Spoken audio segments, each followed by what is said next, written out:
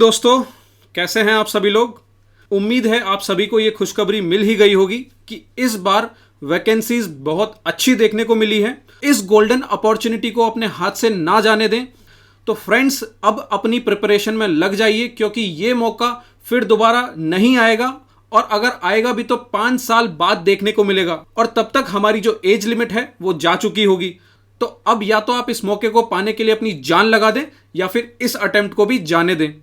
तो चलिए हम लोग हमारे नोटिफिकेशन को एक बार देख लेते हैं, क्योंकि यूपीएससी ने कई जगह ऐसे मेजर चेंजेस किए हैं जिन्हें आपको जानना जरूरी है, और आपने अभी तक शायद उन चीज़ों पर ध्यान नहीं दिया होगा। तो सबसे पहले हम लोग वैकेंसीज ही देखते हैं। हमारी वैकेंसीज नोटिफिकेशन में क्या मेंशन है, देखिए। आपको 322 वैकेंसीज यहां पर देखने को मिलेंगी, 322 वैकेंसीज। अब मैं आपको अगर पिछला डाटा दिखाऊं तो आप नोटिस करेंगे 2022 में 253 वैकेंसीज, 21 में 159, 2020 में 209 वैकेंसीज, 2019 में 323 और 2018 में 398। तो ये गोल्डन अपॉर्चुनिटीज इस बार ना जाने दें। आपको यकीन नहीं होगा, 2018 के सिलेक्टेड कैंडिडेट आज भी अपने आप को लकी समझते हैं कि उनका सिलेक्शन उस अटेम्प्ट में हो गया, क्योंकि 19, 20, 21, 22 में आने वाली वैकेंसीज इतनी कम थी, कट ऑफ इतनी ज़्यादा थी, कहीं ना कहीं उसका इम्पैक्ट सिलेक्शन पे बहुत ज़्यादा पड़ता है। और आप देखेंगे 2023 में अगर वैकेंसीज बढ़ी हैं तो कट ऑफ भी कम जाने वाली है, और अगर कट ऑफ कम जाने वाली है इसका मतलब आपका जो पेपर है वो फिर से एक अच्छा खासा लेवल पे आने वाला है। क्योंकि 2018 में भी कट ऑफ अगर कम गई थी, वैकेंसीज ज़्यादा गई थी, तो जो पेपर का लेवल था वो भी बहुत अच्छा खासा था। तो अपनी प्रिपरेशन में अब पूरी जान लगा दीजिए, क्योंकि ये अटेम्प्ट आपके हाथ से नहीं जाना चाहिए। अगर ये अटेम्प्ट हाथ से चला गया तो समझिए ये अटेम्प्ट फिर से 5 साल बाद आएगा। तो ये रही नोटिफिकेशन की बात। अब हम थोड़ी सी इंपॉर्टेंट अदर इंफॉर्मेशन पर डिस्कस कर लेते हैं। देखिए, हाउ टू अप्लाई। अब यहां पर इस पॉइंट को जरूर समझिएगा, क्योंकि अभी तक सिर्फ आप लोग यूपीएससी की साइट पर जाते थे और अपना फॉर्म फिल करके आते थे। बट इस बार यूपीएससी ने कुछ इंपॉर्टेंट इंफॉर्मेशन, जैसे कि 1 टाइम रजिस्ट्रेशन का प्रोसेस भी ऐड किया है, जो पहले कभी देखने को नहीं मिला था। यहां पर आप नोटिस करेंगे, it is essential for the applicant to register himself first at 1 time registration platform. तो आपको सबसे पहले 1 टाइम रजिस्ट्रेशन प्लेटफॉर्म पर अपने आप को रजिस्टर करवाना होगा, और वो किस तरीके से होगा वो मैं आपको आगे डिटेल में समझाऊंगा। ये सारी इंफॉर्मेशन हम आगे देखेंगे, आगे इन्हें डिटेल में और अच्छे से डिस्क्राइब किया है। ओके, तो लास्ट डेट ऑफ सबमिशन यहां पर आप देख सकते 16 मई है। तो 16 मई तक का इंतजार ना करें। आप जितना जल्दी इस फॉर्म को भर के सबमिट कर देंगे, आपको उतनी ही जल्दी आपकी प्रेफरेंस अकॉर्डिंग सेंटर भी मिल जाएगा। तो यहां पर हम आगे बढ़ते हैं हमारे नोटिफिकेशन में। अब यहाँ पर आप देख सकते हैं कुछ सेंटर्स मेंशन हैं। आपको जो भी सेंटर चाहिए आप फॉर्म में वो सेंटर फिल कर सकते हैं, बट जितना जल्दी आप उस सेंटर को फिल करेंगे उतना ही जल्दी उसको मिलने की पॉसिबिलिटी हाई रहती है, क्योंकि UPSC first apply first allot system पर वर्क करती है। तो फॉर्म भरने के लिए लास्ट डेट का इंतजार बिल्कुल भी ना करें। अब हम नेक्स्ट इन्फॉर्मेशन पर चलते हैं। Next information, age limit. अब एज लिमिट को एक बार ध्यान से समझ लीजिएगा। सिंपल और साफ शब्दों में मैं कहूं तो ध्यान रखिए, आपकी जो डेट ऑफ बर्थ है वो 2 अगस्त 1998 से 1 अगस्त 2003 के बीच में होनी चाहिए, ना ही 2 अगस्त 1998 से पहले। यानी कि 1 अगस्त 1998 भी अगर होता है तो वो भी कैंसिल आउट हो जाएगा। तो आपकी जो डेट ऑफ बर्थ है वो 2 अगस्त 1998 से 1 अगस्त 2003 के बीच में होनी चाहिए। इस बात का आप ध्यान रखें।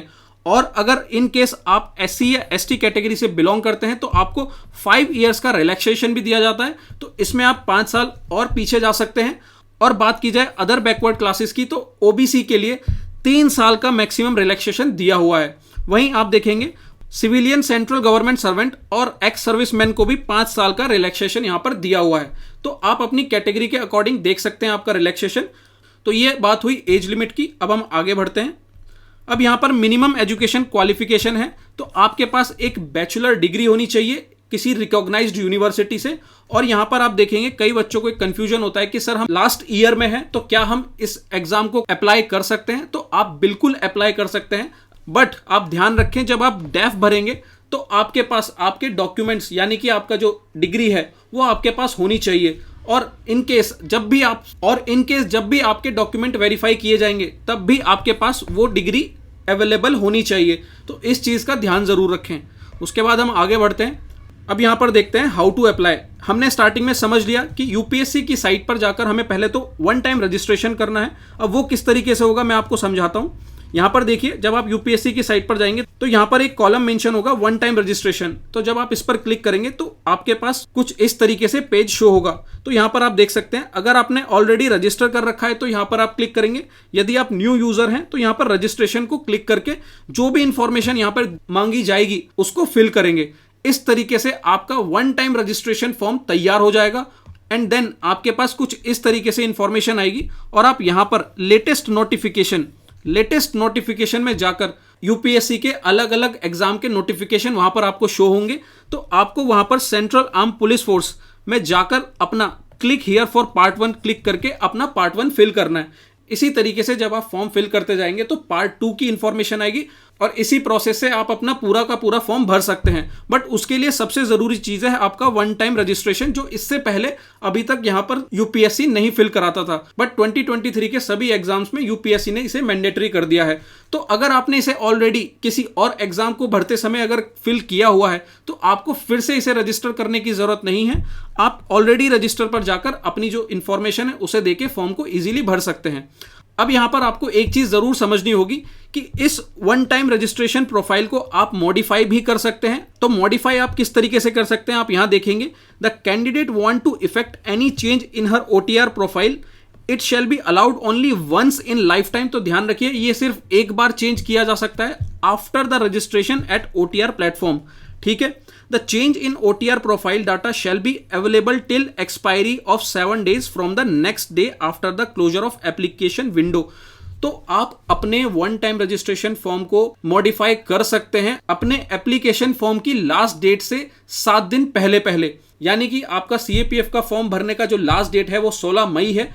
तो आप अगले 7 दिन यानी कि 23 मई से पहले अपना ओटीआर में मॉडिफिकेशन कर सकते हैं। और एक और चीज आप यहां पर देखेंगे, modification in application form other than OTR profile. यानी कि पहले क्या होता था कि जब आपके एप्लीकेशन फॉर्म में कोई मिस्टेक होती थी तो आप एक नया फॉर्म फिर से भरते थे और यूपीएससी जो आपका लेटेस्ट फॉर्म है उसे अप्रूव करता था। बट अब आपको अलग अलग एप्लीकेशन फॉर्म भरने की जरूरत नहीं है। कहीं पर भी आपको लगता है कि आपके एप्लीकेशन फॉर्म में कोई मॉडिफिकेशन की जरूरत है तो वो भी आप अपने फॉर्म की लास्ट डेट से 7 दिनों से पहले उस एप्लीकेशन फॉर्म में मॉडिफिकेशन कर सकते हैं। जैसा कि आप यहां पर देख रहे होंगे, यहां पर क्लियरली मेंशन है, the commission has also decided to extend the facility of making correction in any field of the application form for the examination from the next day of the closure of the application window of this examination. This window will remain open for 7 days from the date of opening of the same, that is from 17 to 23 May. तो आप अपने application form को भी modify कर सकते हैं इन 7 दिनों में। तो आप इस चीज को जरूर ध्यान रखें क्योंकि ये सारी इंफॉर्मेशन पहले आपको नोटिफिकेशन में नहीं दी हुई थी। तो ये इंपॉर्टेंट इंफॉर्मेशन मैंने आपके साथ शेयर कर दी है। अब हम आगे बढ़ते हैं। अब चलिए हम देखते हैं लास्ट डेट ऑफ सबमिशन। ये आपको मैंने ऑलरेडी बता दिया, 16 मई आपका लास्ट डेट ऑफ सबमिशन है एप्लीकेशन का। उसके बाद नेक्स्ट इंफॉर्मेशन देखते हैं। तो आपका सिलेक्शन प्रोसीजर क्या है, यहां पर पूरा मेंशन किया हुआ है कि किस तरीके से रिटन एग्जाम पेपर 1 और पेपर 2 फॉर्मेट में होगा। यहां पर पूरा टाइम मेंशन है कि पेपर 1 10 से 12 और पेपर 2 2 से 5 के बीच में होने वाला है। तो ये सभी इंफॉर्मेशन आप यहां पर देख सकते हैं। उसके बाद आपके पीईटी की इंफॉर्मेशन यहां पर दी हुई है कि पीईटी के लिए मेल्स और फीमेल्स के लिए क्या क्या क्वालिफिकेशंस होनी चाहिए। अब यहां पर एक बहुत मेजर चेंज देखने को मिलेगा। ये शॉर्टपुट में 3 चांस, शॉर्टपुट में अभी तक सिर्फ 1 चांस दिया जाता था, जिसकी वजह से कई सारे ऐसे कैपेबल कैंडिडेट्स जिनकी छोटी सी गलती की वजह से वो लोग पूरे प्रोसेस से बाहर कर दिए जाते थे। बट अब शॉर्टपुट में आपको अपनी गलती सुधारने के 2 मौके और मिलेंगे, मतलब आपको शॉर्टपुट में 3 चांस दिए गए हैं। तो इस चीज को भी एक मेजर चेंज समझा जा सकता है। ठीक है, तो ये फिजिकल एफिशिएंसी टेस्ट के बारे में हमने देख लिया। यहाँ इंटरव्यू पर्सनैलिटी टेस्ट के बारे में इंफॉर्मेशन है। और फिर यहां पर आप देखेंगे आपके पेपर 1 का सिलेबस। जनरली हम नोटिफिकेशन को पढ़ते तो हैं बट कभी भी सिलेबस पे ध्यान नहीं देते। तो यहां आपका पूरा पेपर 1 का सिलेबस मेंशन है, आपको इसे एक बार देख लेना है। वहीं साथ ही साथ आपको पेपर 2 का सिलेबस भी यहां देखने को मिलेगा। तो पेपर 2 के सिलेबस को भी आप यहां से देख सकते हैं।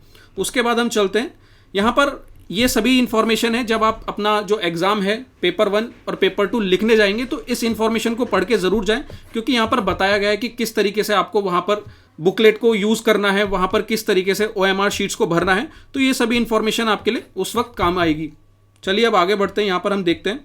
अब यहां पर आप देखेंगे फिजिकल एंड मेडिकल स्टैंडर्ड समझाए गए हैं। तो एक बार जब आपका पेपर 1 पेपर 2 क्लियर होता है तो आपको पीईटी के लिए ये सभी इंफॉर्मेशन देखनी है कि आपकी हाइट, चेस्ट, वेट इसी स्टैंडर्ड में है या नहीं है। और फिर आप यहां पर देख सकते हैं आपकी आई साइट और मेडिकल स्टैंडर्ड, सभी चीजें यहां पर समझाई गई हैं जो आप एक बार देख लेंगे।